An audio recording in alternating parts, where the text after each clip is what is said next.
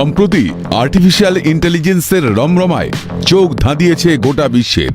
যে বিষয়ে সন্দেহ নেই কারণ, এআইকে কাজে লাগিয়ে সবকিছুকে এক লহমায় হাতের মুঠোয় এনেছে দুনিয়া। কিন্তু এ যেন প্রদীপের নিচেই জমা অন্ধকারের মতো। বিজ্ঞানের অগ্রগতির আড়ালেই জন্ম হয়েছে ডিজিটাল দস্যুর। বলা যায় এটাই ডিজিটাল ইন্ডিয়ার হাইটেক ফাঁদ।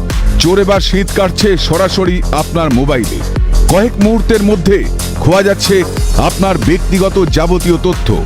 এমনকি আপনার ছবি বিকৃত করেও ছড়িয়ে দেওয়া হচ্ছে সোশ্যাল মিডিয়ায়। সাইবার বিশেষজ্ঞরা বলছেন এটাই ক্লিয়ার ফেক।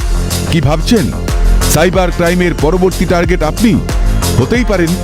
তবে চলার পথে ঝুঁকি যেমন আছে তা মোকাবেলা করার উপায়ও। কিন্তু মোকাবেলা করতে হলে জানতে হবে শত্রুর গতি প্রকৃতি। তাই শুনে চলুন সাইবার বিশেষজ্ঞের পরামর্শ। সাইবার বিশেষজ্ঞরা বলছেন ক্লিয়ার ফেক হলো ডিপ ফেকেরই একটা ধরন, যা মেশিন লার্নিং ব্যবহার করে তৈরি করা হয়। মূলত ম্যাক অপারেটিং সিস্টেম ব্যবহারকারীদেরই প্রাথমিকভাবে টার্গেট করছে সাইবার প্রতারণাকারীরা। তারা আক্রমণ করছে atomic Mac OS tiller malware দিয়ে। এই ম্যালওয়্যার চুরি করে নিতে পারে ক্রেডিট কার্ডের তথ্য, ক্রিপ্টো ওয়ালেট এবং আপনার ব্যক্তিগত ফাইল। ফেক ব্রাউজার তৈরি করেই এই অ্যাটমিক ম্যাক ওএস ট্রিলার কাজ করে বলে সাইবার সূত্র মারফত খবর। বেসিক্যালি দেখতে গেলে ক্লিয়ার ফেক হলো একটা জাভাস্ক্রিপ্টের ফ্রেমওয়ার্ক, যার মধ্যে কি করে হয়েছে যে হ্যাকাররা কম্প্রোমাইজড ওয়েবসাইটে, মানে যে ওয়েবসাইটগুলোতে বিভিন্ন ধরনের প্রবলেমস আছে, লুফোলস আছে, সেই লুফোলসগুলোকে কম্প্রোমাইজ করে এই ক্লিয়ার ফেক ফ্রেমওয়ার্কটা, জাভাস্ক্রিপ্ট ফ্রেমওয়ার্কটা ইনজেক্ট করে দিয়েছে।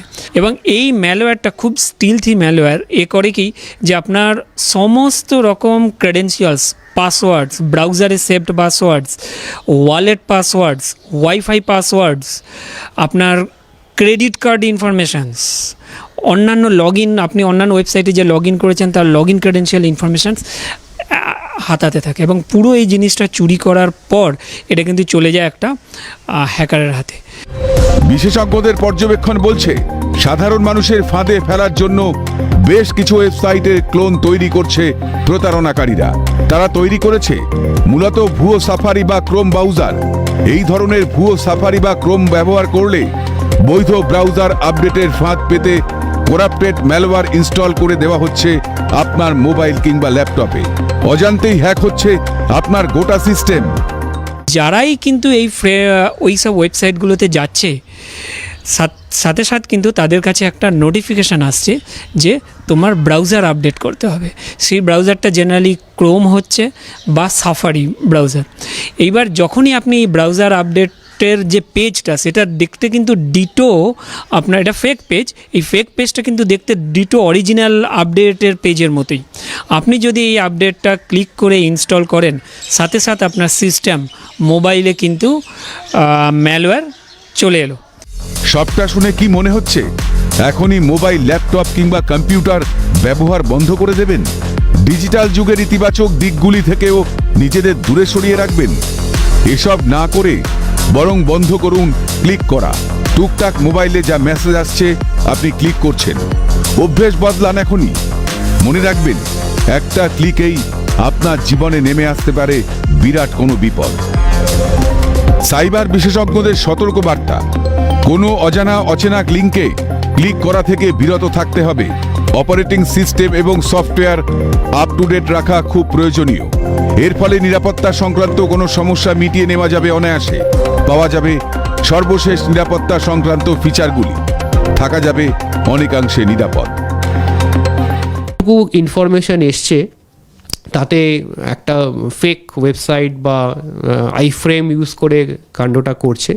সুতরাং এখানে একটা ক্লিক হয়তো দরকার পড়বে। আমরা তো সবসময় ক্লিক করতে থাকি। এই আমার একটা মেসেজ এলো, আমার হোয়াটসঅ্যাপ এলো, সকালবেলা প্রচুর মানুষ পাঠায় গুড মর্নিং, সেখানে আমরা ক্লিক করে করে দেখি। তো একটা ক্লিকের দরকার হয়তো পড়বে। এই টুলটা যদি একটু বেশি সফিস্টিকেটেড হয়ে যায় তাহলে এটা হয়তো ব্লুটুথের উপরেও কাজ করতে পারে। এরকম ইনফরমেশান বা কিচ্ছু থেকে এখন সব সময় দেখবেন দিনে 8 থেকে 10টা নর্মাল আমাদের এই ফেক কলই আসে। বা হোয়াটসঅ্যাপে ফেক মেসেজ আসে, আমরা সেটাকে বিশ্বাস করে ফেলি। কখনও এইগুলো করবেন না, আগে ব্যাংকে গিয়ে ফিজিক্যালি দেখে সেগুলো যাচাই করে তারপর সেগুলো করুন, তবে এই বিপদ থেকে অনেকটা বাঁচা যাবে। মানুষ যদি নিজে এই কাজকর্মগুলো না বন্ধ করে, টেকনিক্যালি এগুলোকে আটকানো কখনোই সম্ভব হবে না। না মানে আগেও যেটা বললাম আর কি, যে খুব সতর্ক থাকে এইসব ব্যাপারে। তবে হ্যাঁ, কখনো কখনো হয়তো প্রয়োজনের জন্য কিছু কিছু অ্যাপ ডাউনলোড করতে হয়, তবুও চেষ্টা করি সেটা যাতে কম হয়। কিন্তু বিপদের শেষ এখানেই নয়, কারণ ফোনের তথ্য হাতানোর পাশাপাশি প্রতারকরা সাধারণ মানুষের ছবি বিকৃত করেও সোশ্যাল মিডিয়ায় করে দিচ্ছে ভাইরাল, যার শিকার হচ্ছেন বিশেষ করে মহিলারা। সাইবার নিরাপত্তা বিশেষজ্ঞদের মতে প্রতারণার শিকার হলে সেটা লুকিয়ে না রেখে এগিয়ে আসতে হবে অভিযোগ জানাতে। ন্যাশনাল সাইবার ক্রাইম পোর্টালে নথিভুক্ত করতে হবে যাবতীয় অভিযোগ। জায়গায় যে ডিপ ফেক বা এগুলোর দেখা গেল কারোর এমন একটা ম্যানুপুলেট করে দিচ্ছে, ফটোটাকে এমন একটাভাবে এডিট করে বা এআই এর মাধ্যমে যেভাবে তৈরি করছে, সেটা অনেক মহিলাদের ক্ষেত্রে তারা কিন্তু ভয় পেয়ে বা লজ্জার খাতির বা নানা রকম প্রবলেমের জন্য কিন্তু থানায় গিয়ে বলতেও পর্যন্ত পারছে না, যার জন্য কিন্তু ন্যাশনাল সাইবার ক্রাইম পোর্টাল আছে।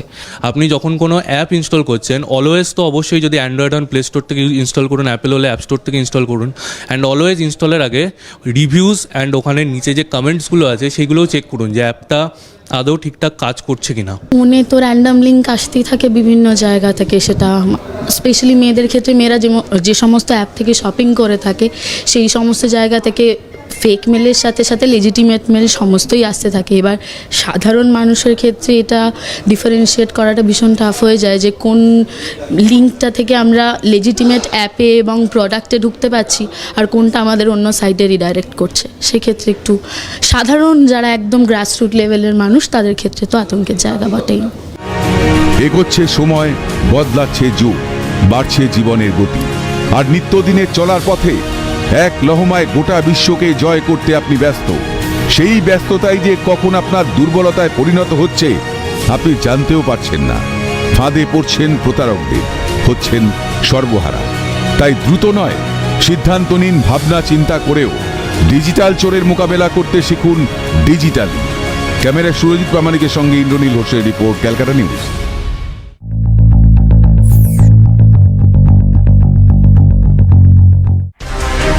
রেশন বন্টন দুর্নীতিতে গ্রেফতার হওয়ার পর থেকেই বালুর বায়না ছিল এসএসকেএম হাসপাতালে থাকার। আপাতত তিনি এসএসকেএম-এই চিকিৎসাধীন। তার কেবিনের ভিতর সিসিটিভি ক্যামেরা থাকা নিয়ে বালুর পরিবারের সদস্যরা আদালতের দ্বারস্থ হয়েছিলেন। আদালত শুক্রবারের শুনানিতে জানায়, কেবিনের বাইরে সিসিটিভি ক্যামেরা থাকবে, তবে কেবিনের ভিতরের সিসিটিভি ক্যামেরা সরিয়ে নিতে হবে। পাশাপাশি বালুর কেবিনে কে আসছে কে যাচ্ছে তা রেজিস্ট্রারে লিখে নজরদারি করবে সিআরপিএফ জওয়ান। শনিবার সকাল থেকেই আদালতের নির্দেশ মোতাবেক শুরু সব কাজ। আদালতের নির্দেশে এসএসকেএম এর কার্ডিওলজি ডিপার্টমেন্টের যে কেবিনে ভর্তি রয়েছেন জ্যোতিপ্রিয় মল্লিক, তার কেবিন থেকে ইতিমধ্যেই সরানো হয়েছে সিসিটিভি। ইতিমধ্যেই সেই সিসিটিভি সরানোর নির্দেশ দেওয়া হয়েছে হাইকোর্টের তরফ থেকে। কেবিনের ভিতর থেকে সিসিটিভি সরানোর পরেই কার্ডিওলজি বিভাগে জ্যোতিপ্রিয়র সঙ্গে শনিবার সকালে দেখা করতে আসেন মেয়ে প্রিয়দর্শনী মল্লিক এবং দাদা দেবপ্রিয় মল্লিক। মেয়ে প্রিয়দর্শনী প্রায় মিনিট 10 কার্ডিওলজি বিভাগে থেকে সোজা চলে যান অ্যাডমিনিস্ট্রেটিভ বিল্ডিংয়ে। তবে এই গোটা পথে সাংবাদিকদের মুখোমুখি হতেই চূড়ান্ত বিরক্ত বোধ করেন জ্যোতিপ্রিয়র মেয়ে প্রিয়দর্শনী। সিএনের বুম রীতিমতো হাত দিয়ে সরিয়ে দেন তিনি। কি কারণে এসেছেন একটু বলবেন?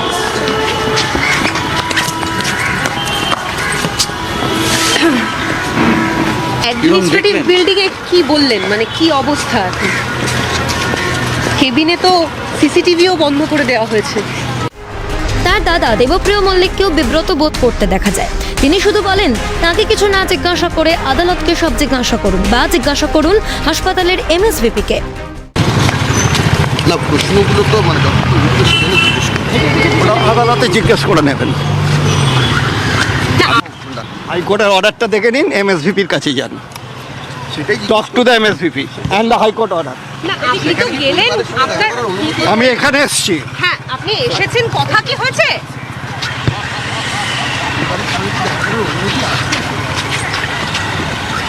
High court order will get everything. সব মিলিয়ে যা স্পষ্ট, বালুর মেয়ে এবং দাদা সাংবাদিকদের সামনে মুখ খুলতে নারাজ। তারা সবকিছুই হাসপাতাল কর্তৃপক্ষ এবং আদালতের উপরেই চাপিয়ে দিলেন। তাই আপাতত জানা গেল না তারা কেমন দেখলেন বালুকে। পাশেই যদিও আছেন সুজয় কৃষ্ণ ভদ্র।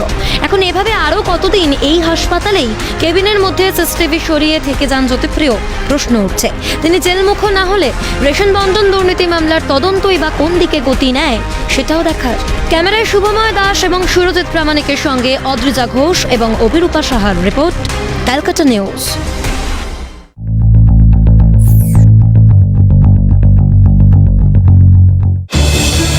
দীর্ঘ কয়েক মাস ধরে এসএসকেএমের বেড আগলে বহাল তবিয়তে রয়েছেন নিয়োগ দুর্নীতিকাণ্ডের অন্যতম অভিযুক্ত কালীঘাটের কাকু ওরফে সুজয় কৃষ্ণ ভদ্র। এই ভদ্র কাকুর কণ্ঠস্বরের নমুনা পরীক্ষার জন্য কেন্দ্রীয় তদন্তকারী সংস্থার ইডি আধিকারিকরা বারবার এসএসকেএমে আবেদন জানিয়েছেন, কিন্তু কাজের কাজ কিছুই হয়নি। এসএসকেএমের ছত্রছায়ায় কাকু রীতিমতো ঘোল খাইয়ে ছেড়েছেন ইডি আধিকারিকদের। পাশাপাশি এসএসকেএম নিয়েও শুরু হয়েছে বহু বিতর্ক। ইতিমধ্যেই রাজ্যের এই প্রথম সারির হাসপাতালের বিরুদ্ধে কাকুর মেডিকেল রিপোর্ট বিকৃতির অভিযোগ করেন কেন্দ্রীয় তদন্তকারীরা। এরপরই শনিবার সুজয় কৃষ্ণকে স্ট্রেস মায়োকার্ডিয়াল পারফিউশন স্ক্যান অর্থাৎ হৃদযন্ত্রের মাংসপেশির সক্ষমতা যাচাইয়ের পরামর্শ দিলেন এসএসকেএমের চিকিৎসকরা। তবে এই পরীক্ষা সরকারি হাসপাতালে না হওয়ায় বেসরকারি স্বাস্থ্যকেন্দ্রে করতে হবে বলে প্রেসিডেন্সি জেল কর্তৃপক্ষকে জানিয়েছে এসএসকেএম। যদিও সূত্রের খবর, এসএসকেএমেই রয়েছে হৃদযন্ত্রের মাংসপেশির সক্ষমতা যাচাইয়ের যন্ত্র, যদিও অভাব রয়েছে যন্ত্রীর, অর্থাৎ মেশিন চালানোর জন্য কোনো লোকই নেই। আর এই কারণেই নিষ্ক্রিয় অবস্থায় এসএসকেএমে পড়ে রয়েছে যন্ত্রটি। এই মেশিনের দাম প্রায় 1.5 কোটি টাকা। উল্লেখ্য, 2010 সালে বাম আমলে নিউক্লিয়ার মেডিসিন বিভাগে উদ্বোধন হয় পারফিউশন স্ক্যানের যন্ত্রের। 2013 সালে মেডিকেল টেকনোলজিস্টের অভাবে বন্ধ হয়ে যায় সেই পরিষেবা। অভিযোগ, 10 বছরে এই বিষয় নিয়ে একাধিক আবেদনেও মেলেনি সাড়া। এমনকি স্বাস্থ্য ভবনে এ সংক্রান্ত মঞ্জুর ফাইলও পড়ে রয়েছে বলে সূত্রের খবর। এসএসকেএমে কাকুর স্বাস্থ্যের এই বিষয়গুলি খতিয়ে দেখতে ফের শনিবার এসএসকেএমে হাজির হয়েছিলেন ইডির 2 আধিকারিক। আপাতত কাকুর ভবিষ্যৎ কি, এ নিয়ে জল্পনা চলছে রাজ্য রাজনীতিতে। আদৌ কি কথা কইবেন কালীঘাটের কাকু? পাশাপাশি কাকুকে জোকা ইএসআই হাসপাতালে নিয়ে যাওয়ার জন্য ইডির পরবর্তী পদক্ষেপ কি হয়, আপাতত সেদিকেই তাকে রাজ্যের ওয়াকিবহল মহল।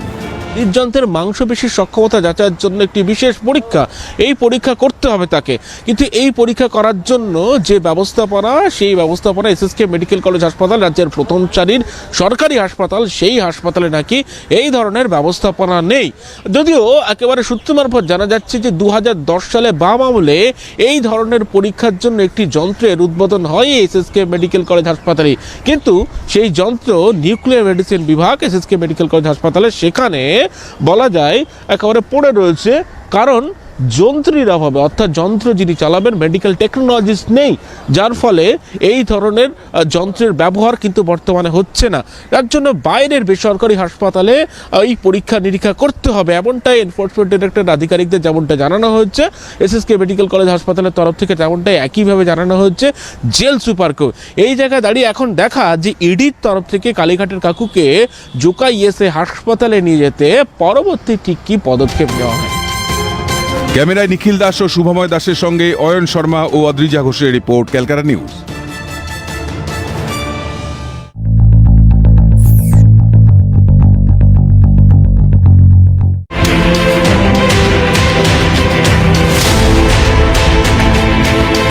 নিয়োগের দাবিতে সুদীর্ঘ 1007 দিন ধরে অবস্থান বিক্ষোভ করছেন এসএলএসটি উত্তীর্ণ চাকরি প্রার্থীরা।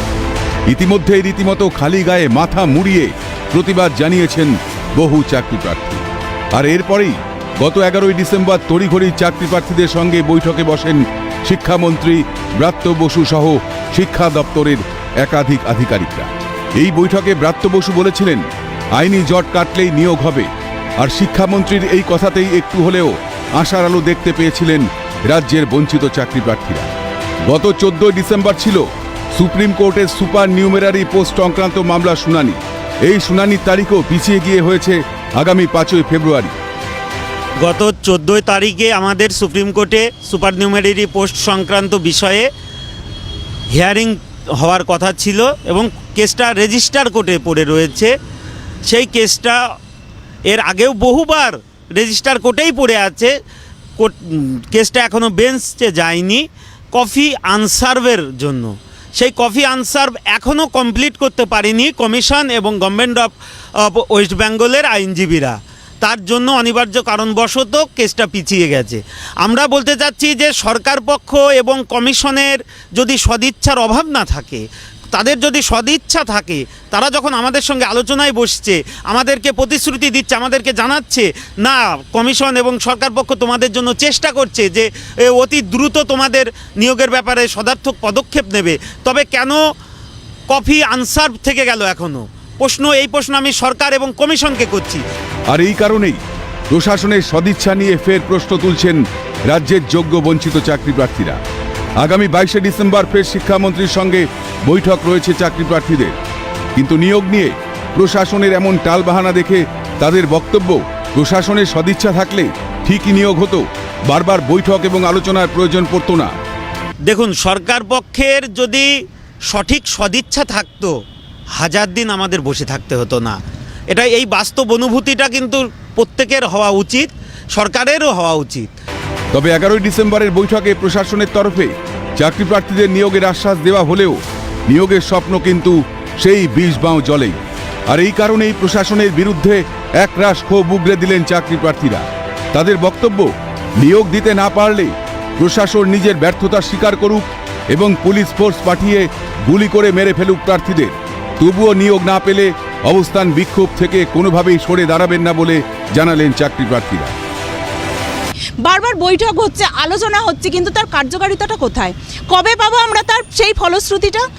শুধুমাত্র সদিচ্ছার অভাবের জন্যেই কিন্তু এইভাবে ডেটের পর ডেট আর আলোচনার পর আলোচনা হয়ে যাচ্ছে। সরকার চাইলেই আমাদের নিয়োগটা দিতে পারেন, আর আমরা চাইছি যে এবার অন্তত দ্রুত নিয়োগটা হোক। এক রাসমণি এখানে 1000 দিনে মাথা মুড়িয়েছেন, সেখানে হাজার হাজার রাসমণি এই মঞ্চে বসে আছে। এবার কিন্তু আমরা চাইব যে সরকার তার যদি ব্যর্থ হন আমাদের এই নিয়োগটা দিতে, অন্তত তারা বলে দিন যে আমরা ব্যর্থ হয়েছি আর পুলিশ ফোর্স পাঠিয়ে আমাদেরকে শুট করুন। আমরা বুক পেতে সেটা নিতে রাজি আছি, কিন্তু যতদিন না আমরা আমাদের অধিকার ফিরে পাচ্ছি এই মঞ্চ কিন্তু আমরা ছাড়বো না। দীর্ঘ প্রশাসনিক টালবাহানায় আটকে রয়েছে 2016 সালের এসএলএসটি উত্তীর্ণ চাকরি প্রার্থীদের নিয়োগ। এই ইস্যুতে বারংবার একাধিক বৈঠক, একাধিক আলোচনা হলেও কোনো সুরাহা হয়নি। আশ্বাস এবং প্রতিশ্রুতির বন্যায় রাজ্যের বঞ্চিত চাকরি প্রার্থীদের নিয়োগের ভবিষ্যৎ এখনো সেই তিমিরেই। এখনো নিয়োগ অধরা চাকরি প্রার্থীদের। ফের ব্রাত্য বসুর সঙ্গে আগামী 22শে ডিসেম্বর চাকরি প্রার্থীদের বৈঠক রয়েছে। চাকরি প্রার্থীরা বলছেন আর কতদিন এরকম বৈঠক হবে, আলোচনা হবে, নিয়োগ কি আদেও হবে তা পরিষ্কার জানিয়ে দিক সরকার, বলছেন চাকরি প্রার্থীরা। পাশাপাশি যেই কোর্টে অর্থাৎ সুপ্রিম কোর্টে সুপার নিউমেরারি পোস্ট নিয়ে যেই শুনানি ছিল সেই শুনানির ডেটও পিছিয়ে গিয়েছে। সেই পরবর্তী শুনানির ডেট ঠিক হয়েছে ফেব্রুয়ারি মাসের 5 তারিখ। চাকরি প্রার্থীরা এক্ষেত্রে বলছেন কমিশন এবং সরকারের ফের সদিচ্ছার অভাব এই শুনানির ক্ষেত্রে। ক্যামেরায় সন্দীপের সঙ্গে রেশমি রিপোর্ট, ক্যালকাটা নিউজ, কলকাতা।